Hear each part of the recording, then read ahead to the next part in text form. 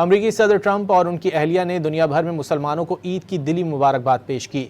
White house کے مطابق صدر ٹرمپ نے عید کو سماجی یکجہتی اور مذہبی آزادی کا عکاس قرار دیا ہے۔ صدر ٹرمپ نے اپنے پیغام میں کہا کہ وہ اور خاتون اول عید الفطر منانے والے تمام امریکیوں اور دنیا بھر کے مسلمانوں کو اپنی نیک تمنائیں پیش کرتے ہیں۔ انہوں نے مزید کہا کہ عید الفطر خاندانوں، دوستوں اور کمیونٹیز کو ایک دوسرے کے قریب لانے کا بہترین موقع ہے۔ امریکی صدر ٹرمپ اور ان کی اہلیہ نے دنیا بھر میں مسلمانوں کو عید کی دلی مبارکباد پیش کی۔ وائٹ ہاؤس کے مطابق صدر ٹرمپ نے عید کو سماجی یکجہتی اور مذہبی آزادی کا عکاس قرار دیا ہے۔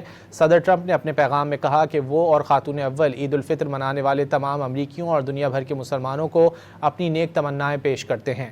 انہوں نے مزید کہا کہ عید الفطر خاندانوں، دوستوں اور کمیونٹیز کو ایک دوسرے کے قریب لانے کا بہترین موقع ہے۔